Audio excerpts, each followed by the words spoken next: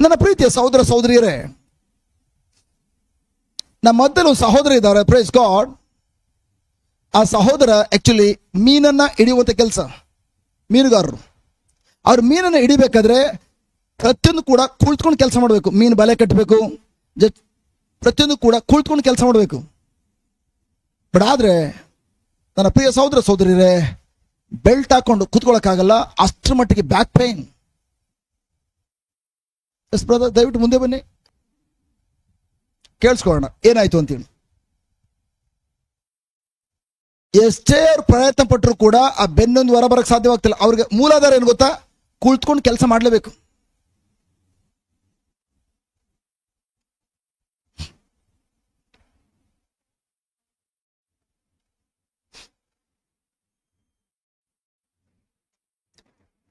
ಕಾಣಿಸ್ತದ? ಇದು ಮರೆ ಆಗ್ತದ? ಸ್ವಲ್ಪ ಈ ಕಡೆ ಯಾ.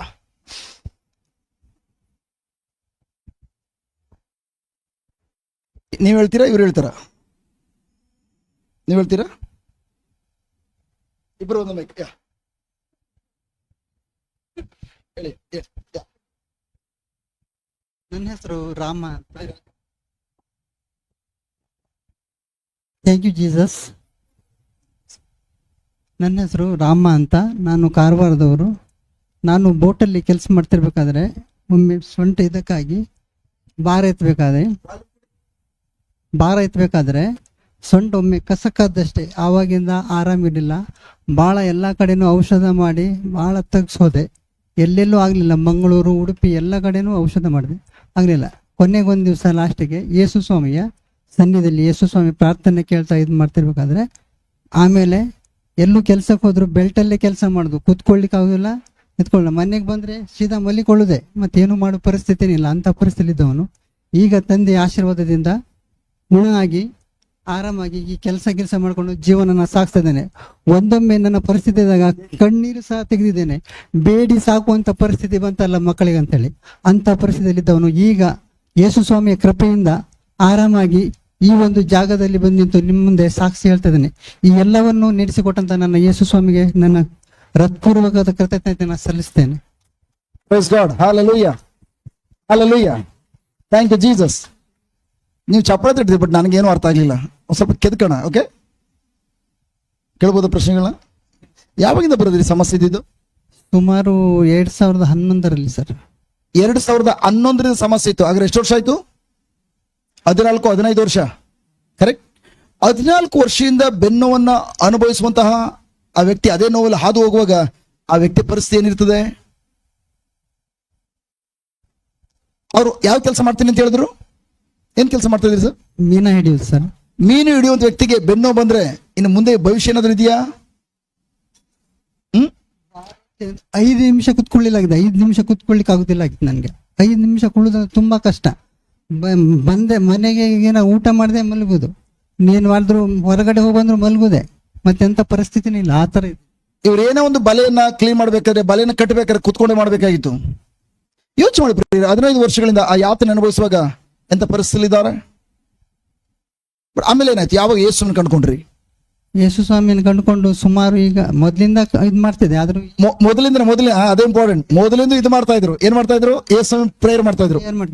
ಆದ್ರೆ ಈಗ ಸುಮಾರು ಒಂದು 5 ವರ್ಷ ಆಯ್ತು ಯೇಸು ಸ್ವಾಮಿನ ಈ ಕಂಡುಕೊಂಡು ಈ ಪ್ರಾರ್ಥನೆ ಈ ಕೂಟದಲ್ಲಿದ್ದಾಗಿಂದ ಆವಾಗಿಂದ ನಾನು ಗುಣಮುಖನಾಗಿದ್ದೇನೆ. ಯಾವಾಗ ಈ ಪ್ರಾರ್ಥನೆ ಕೂಟನ 5 ವರ್ಷದಿಂದ ಆಲಿಸಾದ್ರು, ಈ ಒಂದು ಪ್ರಾರ್ಥನೆ ಕೂಟಕ್ಕೆ ಬಂದ್ರು, ಸತ್ಯ ಗೊತ್ತಾಯ್ತು. ಇನ್ನು ಮುಂದೆ ಯೇಸು ಸ್ವಾಮಿ ಏನ್ ಹೇಳ್ತಾ ಇದ್ರಿ ಬ್ರದರ್? ಕರೆಕ್ಟ್. ಈ ಪ್ರಾರ್ಥನೆ ಕೂಟಕ್ಕೆ ಬಂದ್ಮೇಲೆ ಏನೋ ಕಂಡುಕೊಂಡೆ ಅಂದ್ರೆ ಏನ್ ಕಂಡುಕೊಂಡ್ರಿ? ಮೊದಲನೇದಾಗಿ ನೆಲ್ಲೆಡಿಯಲ್ಲಿ ಬಂದಿದೆ. ಬ್ರದರ್ ವಾಕ್ಯವನ್ನು ಕೇಳ್ಕೊಂಡು ಆ ವಾಕ್ಯದ ಪ್ರಕಾರನೇ ನಡ್ಕೊಳ್ತಾ ಇದ್ದೆ. ಆಗ ಬ್ರದರ್ ನಿಮಗೋಸ್ಕರ ಈ ಬೆನ್ನು ಇದೆ ಅಂತ ಹೇಳುವಾಗ ಏನ್ ವಾಕ್ಯವನ್ನ ನೀವು ಸ್ವೀಕರಿಸ್ಕೊಂಡ್ರಿ? ಮೊದಲೇ ಯಾವ ತರ ಪ್ರೇಯರ್ ಮಾಡ್ತಾ ಇದ್ರಿ? ಆಮೇಲೆ ಏನ್ ಪ್ರಾರ್ಥನೆ ಕಂಡುಕೊಂಡ್ರಿ? ಯೇಸುವೆ ನನಗೆ ಗುಣಪಡಿಸು ಅಂತ ಹೇಳ್ಕೊಳ್ತಾ ಇದ್ದೆ ಮೊದಲೆಲ್ಲ. ಆವಾಗ ಈ ವಾಕ್ಯ ಗೊತ್ತಿಲ್ಲಾಗಿತ್ತು. ಅದ ನಂತರ ನೆಲ್ಲೆಡಿಯಲ್ಲಿ ಮೊದಲ ಟೈಮ್ ಬಂದಾಗ ಬ್ರದರು ಈ ವಾಕ್ಯವನ್ನು ಹೇಳ್ಕೊಟ್ಟಿದ್ರು, ಯೇಸುವಿನ ಗಾಯಗಳಿಂದ ಗುಣ ಹೊಂದಿದ್ದೇನೆ ಅಂತ ಹೇಳಿ. ಆವಾಗಿಂದ ಈ ವಾಕ್ಯವನ್ನ ಡೈಲಿಯಾಗಿ ಮನೇಲಿ ಹೇಳ್ತಾ ಇದ್ದೆ ಮತ್ತು ಪ್ರತಿದಿನನೂ ಟೀಚಿಂಗ್ ಹೇಳ್ತೇನೆ. ಹಾಗೂ ಈಗ ಸುಮಾರು ಒಂದು 6 ತಿಂಗಳು ಜಾಸ್ತಿ ಆಯ್ತು ಡೈಲಿಯಾಗಿ ವಾಕ್ಯ ಬರಿತಾ ಇದ್ದೇನೆ. Wow, hallelujah. ನನ್ನ ಪ್ರಿಯ ಸಹೋದರ ಸಹೋದರಿಯರು, ಪ್ರೈಸ್ ಗಾಡ್. ಅವ್ರು ಹೇಳ್ತಾ ಇದಾರೆ, ಮೊದಲು ಕೂಡ ನಾನು ಯೇಸು ನಂಬಿದ್ದೆ, ಬಟ್ ಪ್ರಾರ್ಥನೆ ಮಾಡ್ತಾ ಇದ್ದೆ, ಯೇಸುವಿನ ಗುಣಪಡಿಸು. ಬಟ್ ಆದ್ರೆ ಇವತ್ತು ಕೂಡ ನಾವು ಕಲ್ತಿದ್ದೇವೆ ಅದು ದೇವರ ಚಿತ್ತಕ್ಕೆ ವಿರುದ್ಧವಾದ ಪ್ರಾರ್ಥನೆ. ಸೊ ಅದಕ್ಕೋಸ್ಕರ ದೇವರ ಸ್ವಸ್ಥತೆಯನ್ನು ಈ ಮಗನು ಸ್ವೀಕರಿಸಿಕೊಳ್ಳಲು ಸಾಧ್ಯವಾಗಲಿಲ್ಲ. ಬಟ್ ಒಂದ್ಸಲ ಯಾವ ಸತ್ಯ ಗೊತ್ತಾಯ್ತು, ಯೇಸು ನಿಮ್ಮ ಗಾಯಗಳಿಂದ ಗುಣ ಹೊಂದಿದ್ದೇನೆ. ಆ ಸತ್ಯ ಗೊತ್ತಾದ ತಕ್ಷಣ ಅದ್ರ ಹೋಗಿ ವಾಕ್ಯ ಹೇಳಿದ ತಕ್ಷಣ ಸಡನ್ ಆಗಿ ಅವತ್ತೇ ಗುಣ ಹೊಂದ್ಬಿಟ್ರ? ಇಲ್ಲ ಬ್ರದರ್. ಇದು ವೆರಿ ವೆರಿ ಇಂಪಾರ್ಟೆಂಟ್. ಅವತ್ತೇ ಗುಣ ಆಗೋಯ್ತು, ನಾನು ನಂಬೋದು ಇಲ್ಲ. ಅದ್ರ ಅರ್ಥ ಗುಣ ಆಗಲು ಸಡನ್ ಆಗಿ ಆಗುತ್ತೆ. ಬಟ್ ಅದನ್ನ ಮೇಂಟೈನ್ ಮಾಡ್ಕೊಂಡು ಹೋಗ್ಬೇಕಾದ್ರೆ ಖಂಡಿತ ನೀವು ದೇವರ ವಾಕ್ಯದಲ್ಲಿ ಇರಲೇಬೇಕು. ಬಟ್ ಆದ್ರೆ ಅವತ್ತು ಅಲ್ಲಿ ಯಾವುದು ಅಲ್ಪ ಸ್ವಲ್ಪ ಮುನ್ಸೂಚನೆ ಆಗಿರ್ಬೋದು, ಸ್ವಲ್ಪ ಗುಣ ಆದ ತರ ಕಾಣಿಸಿರ್ಬೋದು, ಬಟ್ ಸಂಪೂರ್ಣ ಗುಣ ಆಗಿಲ್ಲ. ಬಟ್ ಆ ವಾಕ್ಯನ ಕಂಟಿನ್ಯೂ ಹೇಳ್ಕೊಂಡು ಹೋಗ್ತಾ ಇದಾರೆ. ಬಟ್ ಆದ್ರೂ ವಾಕ್ಯ ಹೇಳಿದ್ರು ಕೂಡ ಪ್ರೈಸ್ ಗಾಡ್ 1 ವಾರ 1 ತಿಂಗಳು ಗುಣ ಆಗ್ಲಿಲ್ಲ. ಯಾಕಂದ್ರೆ ನಿರಂತರವಾಗಿ ದೇವ್ರ ವಾಕ್ಯ ಇರಲಿಲ್ಲ. ಹೌದು. ಎಷ್ಟು ವರ್ಷ ಆದ್ಮೇಲೆ ಬ್ರದರ್ ಅಲ್ಲಿ ನೆಲೆಡಿ ಬಂದಾದ್ಮೇಲೆ ಎಷ್ಟು ವರ್ಷ ಆದ್ಮೇಲೆ ಆಕ್ಚುಲಿ ನಿಮ್ ಸ್ವಸ್ಥತೆಯನ್ನ ನೀವು ಪಡ್ಕೊಂಡಿದ್ದೆ? ಸುಮಾರು ಅಲ್ಲಿ ಬಂದು 2-3 ವರ್ಷದ ನಂತರ ಸ್ವಸ್ಥತೆನ ಪಡ್ಕೊಂಡೆ. ಈಗ ಮೊದಲೆಲ್ಲ ಟೀಚರ್ ಒಂದು ನಡ್ಕೊಳ್ಳಿಕ್ಕೆ ಈಗ ಕಾಲು ಎತ್ತಲಿಕ್ಕೂ ಬಹಳ ತುಂಬಾ ತ್ರಾಸನ್ನಿತ್ತು. ಕಾಲು ಸಹ ಎಷ್ಟೋ ಸಲ ಜಪ್ಕೊಂಡಿದ್ದೇನೆ, ರಕ್ತ ಸಹ ಸುರಿದಿದೆ, ಅಂತ ಪರಿಸ್ಥಿತಿಯಲ್ಲಿದೆ. ಈಗ ದೇವರ ಕೃಪೆಯಿಂದ ಸಂಪೂರ್ಣ ಗುಣವಾಗಿದ್ದೇನೆ. ಬೆಲ್ಟ್ ಹಾಕಿದ್ದೀರಿ ಈಗ? ಇಲ್ಲ, ಯಾವ ಬೆಲ್ಟ್ ಇಲ್ಲ. Mic hello. ನೆಲ್ಲೆಡಿಗೆ ಬಂದ್ಮೇಲೂ ಕೂಡ ಆ ವಾಕ್ಯ ಗೊತ್ತಾದ್ಮೇಲೂ ಕೂಡ ಪ್ರೈಸ್ ಬಿಟ್ಟು ಗಾಡ್ 3 ವರ್ಷ ವಾಕ್ಯ ಹೇಳಿದ್ದಾರೆ. ಯಾಕೆ 3 ವರ್ಷ ಗುಣ ಆಗ್ಲಿಲ್ಲ? ಇವತ್ತು ಯಾವ ರೀತಿ ಯೇಸುವಿನ ವಾಕ್ಯನ ಡೈಲಿ ಕೇಳ್ತಾ ಇದ್ರಿ, ಅದೇ ತರ ಅವತ್ತು ಕೂಡ ಕೇಳ್ತಾ ಇದ್ರೆ ಡೈಲಿ? ಇಲ್ಲ ಬರೋದಲ್ಲಿ ಅವಾಗ ಅಷ್ಟು ಇರ್ಲಿಲ್ಲ. ಈಗೀಗ ಫುಲ್ ತುಂಬ 2-3 ವರ್ಷ ಕಂಟಿನ್ಯೂ ಆಗಿ ವಾಕ್ಯ ಕೇಳ್ತಾ ಇದ್ದೀನಿ. ಮೊದಲು ನಿರಂತರತೆ ಇರಲಿಲ್ಲ, ಕನ್ಸಿಸ್ಟೆನ್ಸಿ ಇರೋದಿಲ್ಲ. ಜಸ್ಟ್ ರೇಷ್ಮೆ ಹುಳಕ್ಕೆ ನೀವು ಜಸ್ಟ್ 1 ದಿನ 2 ದಿನ ಬಿಟ್ಟು ಎಲೆಗಳು ಕೊಡಿ, ಏನಾಗ್ತದೆ ಹುಳ?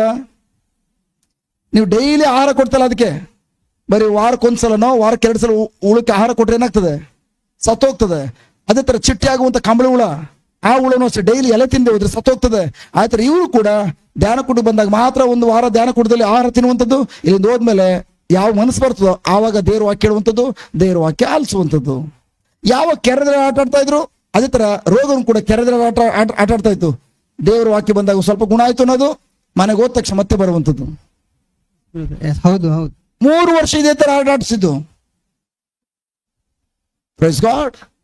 ಬಟ್ ಅದಾದ್ಮೇಲೆ ಜಸ್ಟ್ ಏನಾಯ್ತು ಸಿಸ್ಟರ್? ಜಸ್ಟ್ ಇವ್ರನ್ನ ಕೇಳೋಣ. ನಾವು ಒಂದ್ ದಿವ್ಸನೂ ದೇವ್ರ ವಾಕ್ಯ ತಪ್ಸೋದಿಲ್ಲ, ದೇವ್ರ ವಾಕ್ಯದಲ್ಲೇ ಬೆಳೆದು ಸರ್, ದೇವ್ರ ವಾಕ್ಯದಲ್ಲೇ. ಮತ್ತೆ ಊಟ ಮಾಡ್ಲಿಕ್ಕೂ ಇದಿಲ್ಲಾಗಿತ್ತು, ಅವಾಗ ಊಟ ಮಾಡ್ಲಿಕ್ಕೂ ಇಲ್ಲಾಗಿತ್ತು ಸರ್. ಇದು ನೀರು ಕುಡ್ಕೋ ಸುತ್ತ ಇದ್ದಿದೆ ಸರ್. Very very important.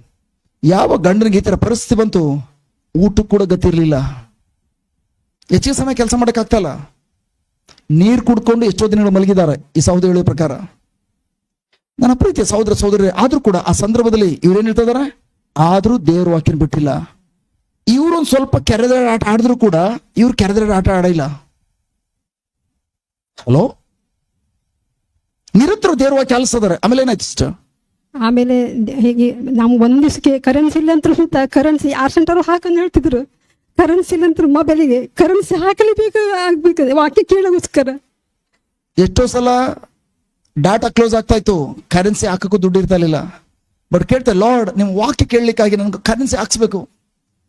ಇನ್ನು ಬೇರೆ ಯಾವ್ದಕ್ಕೂ ನನ್ನ ಫ್ರೆಂಡ್ಸ್ ಫೋನ್ ಮಾಡಬೇಕು ಅಥವಾ ನನ್ನ ಗಂಡನಿಗೆ ಫೋನ್ ಮಾಡಬೇಕು, ಇನ್ನು ಎಷ್ಟೊತ್ತವ್ರು ಬಂದಿರುವಲ್ಲ ಆ ಫೋನ್ಗೋಸ್ಕರ ಅಲ್ಲ, ಲಾರ್ಡ್ ನಿಮ್ಮ ವಾಕ್ಯ ಕೇಳಬೇಕು, ನಿಮ್ಮ ವಾಕ್ಯಕ್ಕೋಸ್ಕರ ನಾನು ಕರೆನ್ಸಿ ಬೇಕು. ದೆನ್ ಒಂದ್ ದಿವಸ ವಾಕ್ಯ ಕೇಳಿದ್ರೆ ಸಮಾಧಾನನೇ ಆಗೋದಿಲ್ಲ. ಡೈಲಿ ವಾಕ್ಯ ಕೇಳೋದು, ಒಂದ್ ದಿವಸ ವಾಕ್ಯ ಕೇಳಿದ್ರೆ ಸಮಾಧಾನ ಡೈಲಿ. ಈಗೆಲ್ಲ ವಾಕ್ಯದಲ್ಲೇ ಯಾವ ಕೊರತೆನೆ ಎಲ್ಲ ಕೊರತೆ ನೆಗೆಸಿದ್ದಾರೆ ನಮ್ಗೆ. ವಾಕ್ಯ ವಾಕ್ಯ ವಾಕ್ಯ ವಾಕ್ಯ ಅನ್ಕೊಂಡು ಯಾವ ಡೈಲಿ ಕೇಳ್ತಾ ಇದ್ರು. ಇವತ್ತು ಸಹೋದರ ಹೇಳ್ತಾ ಇದಾರೆ, ಇವತ್ತು ನನ್ನ ಗಂಡನ ಶರೀರ ಗುಣ ಆಗಿದ್ದು ಮಾತ್ರವಲ್ಲ, ಇವತ್ತು ನನ್ನ ಜೀವನದಲ್ಲಿ ಯಾವ ಕೊರತೆಗಳಿಲ್ಲ, ಎಲ್ಲ ಕೊರತೆಯನ್ನ ಇವತ್ತು ನೀಗಿಸಿದ್ದಾರೆ. Hallelujah, hallelujah. ಗುಡ್ ನ್ಯೂಸ್ ಏನಂತಂದ್ರೆ, ಥ್ಯಾಂಕ್ ಗಾಡ್. ಸಿಸ್ಟರ್ ನೀವೇನು ಓದಿದ್ದೀರಿ? ಡಿಗ್ರಿ? ಇಲ್ಲ, ನಾ ಹೆಚ್ಚು ಕಲಿಲ್ಲ ಸರ್, 6ನೇದು ಕಲ್ತು, ನಾ ಹೆಚ್ಚು ಸುಳ್ಳು ಹೇಳೋದಿಲ್ಲ. ಡಿಗ್ರಿ ಓದಿದಿರಿ ಅಂತ ಯಾರು ಹೇಳಿದ್ರು? 6ನೇ ಕ್ಲಾಸ್. ದೇವರಿಗೆ ಪ್ರೈಸ್ ಗಾಡ್, ನೀವು ಓದಿದಿರೋ ಓದಿಲ್ವೋ ಅದು ಬೇಕಾಗಿಲ್ಲ ಪ್ರಿಯರೇ. ಬರೀ ಸಹೋದರಿಗಿರುವ ರೀತಿಯಲ್ಲಿ ಡೈಲಿ ಈವನ್ ಡಾಟಾ ಖಾಲಿ ಆಗಿದ್ರೆ, ಕರೆನ್ಸಿ ಖಾಲಿ ಆಗಿಬಿಟ್ರೆ, ಲಾರ್ಡ್ ನಿಮ್ಮ ವಾಕ್ಯ ಕೇಳಬೇಕು. ಇವನ್ ಗಂಡ ಎಷ್ಟೊತ್ತು ಬರ್ತಾರ ಗೊತ್ತಿಲ್ಲ, ಗಂಡನಿಗೆ ಫೋನ್ ಮಾಡೋ ಕರೆನ್ಸಿ ಇಲ್ವಲ್ಲ ಎಂಬುದಾಗಿ ಆಲೋಚನೆ ಇಲ್ಲ. ಲಾರ್ಡ್ ನಿಮ್ಮ ವಾಕ್ಯ ಆಲಿಸ್ಬೇಕು. ಯಾಕಂದ್ರೆ ನಿಮ್ಮ ವಾಕ್ಯ ಆಲಿಸುವಾಗ ನನ್ನ ಗಂಡ ಒಂದು ವೇಳೆ ಲೇಟ್ ಬಂದ್ರು ಕೂಡ ನನ್ನ ಗಂಡ ಸುರಕ್ಷಿತ, ನನ್ನ ಗಂಡನ ಸುರಕ್ಷಿತವಾಗಿ ಹೆಂಗೋ ಅಲ್ಪ ಸ್ವಲ್ಪ ಆರೋಗ್ಯ ಇದ್ರೂ ಪರವಾಗಿಲ್ಲ ನನ್ನ ಮನೆ ತಲುಪಿಸ್ತೀರಿ. ನಿರಂತರವಾಗಿ ಯಾವಾಗ ಥ್ಯಾಂಕ್ ಗಾಡ್ ದೇವರ ವಾಕ್ಯ ಎಂಬ ಹಾಲನ್ನು ಕುಡಿತಾ ಬಂದ್ರು, ಇದು ಯಾವ ಮಟ್ಟ ಬೆಳೆದಿರೋ ಗೊತ್ತಾ? ಇವತ್ತು ಪ್ರೈಸ್ ಬಿಟ್ಟು ಗಾಡ್ ನಮ್ಮ ಟೀಮ್ನಲ್ಲಿ ಅವರು ಕೂಡ ಥ್ಯಾಂಕ್ ಗಾಡ್ ಸೇವೆ ಮಾಡುವಂತಹ ಇವತ್ತು ಅವರು ಕೂಡ ಸಹೋದರಿಯಾಗಿದ್ದಾರೆ, ಸೇವಕಿಯಾಗಿದ್ದಾರೆ. ಇವತ್ತು ಇದೇ ಮಗಳನ್ನು ಪೋಷಿಸಿಕೊಂಡು ಇವತ್ತು ದೇವರು ಅನೇಕ ಮಕ್ಕಳು ಗುಣಪಡಿಸಿದಾರೆ. ಇಡೀ ಊರಲ್ಲಿ ದೊಡ್ಡ ದೊಡ್ಡ ಉಜ್ಜೀವನ ತರ್ತಾ ಇದಾರೆ. ಹಲೋ, ತನ್ನ ಪ್ರತಿ ಗುಣ ಹೊಂದಿದ್ದು ಮಾತ್ರ ಅಲ್ಲ ಪ್ರಿಯರೇ, ಪ್ರೈಸ್ ಗಾಡ್ ಆ ಒಂದು ಸಾಕ್ಷಿನ ಎಲ್ಲ ಕಡೆ ಪ್ರಕಟಪಡಿಸುತ್ತಾ ಇವತ್ತು ಎಷ್ಟೋ ಜನರನ್ನ ದೇವರಡೆ ಕರ್ಕೊಂಡು ಬರ್ತಾ ಇದಾರೆ. ನನ್ನ ಪತಿಯನ್ನ 3 ವರ್ಷ ಆಯ್ತು, ನಾವು ನೆಲೆಡಿ ಬಂದು 3 ವರ್ಷ ಆಯ್ತು, ನನ್ನ ಪತಿನ ಯಾಕೆ ಗುಣಪಡಿಸಿಲ್ಲ ಅಂತೇಳಿ ಒಂದಿನ ಪ್ರಶ್ನೆ ಕೇಳಿ, ಏನು ಪ್ರಶ್ನೆ ಕೇಳಿದ್ರೆ ದೇವ್ರ ಹತ್ರ? ಏನು ಪ್ರಶ್ನೆ ಕೇಳಿ? ನಂಗೆ ಬರೀ ನಾನು ನಿನ್ನ ವಾಕ್ಯದಲ್ಲಿ ನಾನು ಬೆಳಿಬೇಕು. ನಿನ್ನ ವಾಕ್ಯ ಬಿಟ್ರೆ ನಂಗೆ ಮತ್ತೆ ಯಾವುದು ಬೇಡ, ನಂಗೆ ಮತ್ತೆ ಏನು ಬೇಡ. ನಿಮ್ ಗಂಡನ್ಗೆ ಆರೋಗ್ಯ ಕೊಡದೆ ಹೋಗಿದ್ರೆ, ನಿಮ್ ಗಂಡನಿಗೆ ಬೆನ್ನನ್ನು ಗುಣಪಡಿಸದೆ ಹೋಗಿದ್ರೆ, ಗುಣಪಡಿಸ ನಂಬಿಕೆ ಇದೆ, ನಂಗೆ ವಿಶ್ವಾಸ ಇದೆ. Very very important, very very important. ನನ್ನ ಗಂಡನ್ನ ಇವತ್ತು ಗುಣಪಡಿಸ್ತೋರು ಇಲ್ವೋ ಗೊತ್ತಿಲ್ಲ. ನನ್ನ ಗಂಡನ್ನ ಈಗಾಗಲೇ ದೇವರು ಆಧ್ಯಾತ್ಮಿಕ ಒಂದ್ಸಲ ಕಾರ್ಯ ಮಾಡಿಬಿಟ್ಟಿದ್ದಾರೆ, ಯೇಸುವಿನ ಗಾಯಗಳನ್ನು ಗುಣಪಡಿಸ್ಬಿಟ್ಟಿದ್ದಾರೆ. ದೇವರು ಈಗಾಗಲೇ ಮಾಡಿರೋ ಕಾರ್ಯವನ್ನ ನನ್ನ ಗಂಡನ ಜೀವನದಲ್ಲಿ ಯಾವತ್ ಮಾಡ್ತಾರೋ ಗೊತ್ತಿಲ್ಲ, ಬಟ್ ಒಂದೊಂದು ಕಾನ್ಫಿಡೆನ್ಸ್ ಇದೆ, ನನ್ನ ದೇವರು ಇದನ್ನ ಮಾಡ್ತೇನೆ ಅಂತ ಹೇಳಿ ವಾಗ್ದಾನ ಮಾಡಿದ್ಮೇಲೆ ನನ್ನ ಗಂಡನ ಮಾಡಿ ಮಾಡ್ತಾರೆ. ಆ ಕಾನ್ಫಿಡೆನ್ಸ್, ಆ ಒಂದು ದೃಢ ವಿಶ್ವಾಸ ಎಲ್ಲಿಂದ ಬಂತು? ಅನುದಿನವೂ ಕೂಡ ದೇವರ ವಾಕ್ಯಕ್ಕೆ ತನ್ನ ಕಿವಿಯನ್ನು ತೆರೆದು ಕೊಟ್ಟಿದ್ದರಿಂದ. ಇವತ್ತು ಪ್ರಿಯರೇ, ಜಸ್ಟ್ 6ನೇ ಕ್ಲಾಸ್ ಓದಿರುವಂತ ಸಹೋದರಿ ಬೈಬಲ್ ಕೂಡ ಸರಿಯಾಗಿ ಓದಕ್ ಬರ್ತಾ ಇರಲಿಲ್ಲ, ಜಸ್ಟ್ ನೀವು ನೋಟ್ಸ್ ಬರೆಯಕ್ ಬರ್ತಾ ಇರಲಿಲ್ಲ. ಇವತ್ತು ಕೂಡ ಥ್ಯಾಂಕ್ ಗಾಡ್ ನೋಟ್ಸ್ ಬರೆದು ನಾನು ಕಳಿಸ್ಕೊಡ್ತಾ ಇದಾರೆ. ಅಷ್ಟು ಮಾತ್ರ ಅಲ್ಲ, ಇವತ್ತು ಕೂಡ ಜಸ್ಟ್ ಎಲ್ಲಾ ಕಡೆ ಹೋಗಿ ಸುವಾರ್ತೆನ ಸಾರುವಾಗ ಇವತ್ತು ಅನೇಕ ಮಕ್ಕಳ ರಿಪೋರ್ಟ್ ಇದೆ. ಏನಂತ ಹೇಳ್ತಾರೆ, ಬ್ರಾದರ್ ಈ ಸಹೋದರಿ ಬಂದಿದ್ರು, ಪ್ರೈಸ್ ಗಾಡ್ ನಾವು ಪ್ರೇಯರ್ ಮಾಡಿದ್ರು, ಇವತ್ತು ಈ ರೀತಿ ಅದ್ಭುತ ಕಾರ್ಯ ಆಯ್ತು. ಹುಟ್ಟದಾಗಿಂದ ಕ್ರಿಶ್ಚಿಯನ್ ನೀವು? ಕರೆಕ್ಟ್? ಇಲ್ಲ, ಹಿಂದೂ. ನಿಮ್ಮ ಹೆಸರೇನು? ಮೀರಾ. ಮೀನಾ. ಮೀರಾ ಮೀರಾ ಮೀರಾ ಮೀರಾ ಮೀರಾ ನಿಮ್ಮ ಹೆಸರು? ರಾಮ್. ಮೀರಾ ಮತ್ತು ರಾಮ್ ಈ ಕೆಲಸವನ್ನು ಅನುದಿನ ಮಾಡೋದಾದ್ರೆ ಯಾಕೆ ನಾವು ಕ್ರೈಸ್ತ ಮಕ್ಕಳಾಗಿರುವಂತ ನಾವು ಈ ಕೆಲಸ ಮಾಡಕ್ಕಾಗ್ತಾ ಇಲ್ಲ? ಇವ್ರ ಕೆಲಸ ಇಲ್ವಾ? ಇವ್ರ ಕೆಲಸ ತುಂಬಾ ಬ್ಯುಸಿ, ಮೀನುಗಾರಿಗೆ ತುಂಬಾ ಕೆಲಸ, ಆದ್ರೆ ಮಧ್ಯದಲ್ಲೂ ಕೂಡ ಹೋಗಿ ಇತರರಿಗೆ ಸೇವೆ ಮಾಡ್ತಾ ಇದಾರೆ, ಇತರಿಗೆ ಜೀವನ ಚೇಂಜ್ ಮಾಡ್ತಾ ಇದಾರೆ ಅಂತಂದ್ರೆ ದೇವ್ರ ಹೃದಯ ನೋಡ್ತಾ ಇದಾರೆ. ಲಾರ್ಡ್, ನೀವು ನನ್ನ ಗಂಡನ್ನ ಖಂಡಿತ ಗುಣಪಡಿಸಿದ್ದೀರಿ, ಮತ್ತೆ ಸ್ವಾಭಾವಿಕ ಲೋಕದಲ್ಲಿ ಖಂಡಿತ ಕಾರ್ಯ ನೆರವೇರಿಸ್ಕೊಡ್ತೀರಿ. ಬಟ್ ಆದ್ರೂ ನಾನು ನಿಮ್ಮ ವಾಕ್ಯನ ಅನುದಿನ ಕೂಡ ಬಿಟ್ಕೊಡೋದಿಲ್ಲ. ನಾನ್ ತಿನ್ನೋದು ಮಾತ್ರ ಅಲ್ಲ, ನನ್ನ ಪತಿನೂ ಕೂಡ ದೇವ್ರ ವಾಕ್ಯನ ಆಲಿಸ್ಬೇಕು. ನಂಬರ್ 1.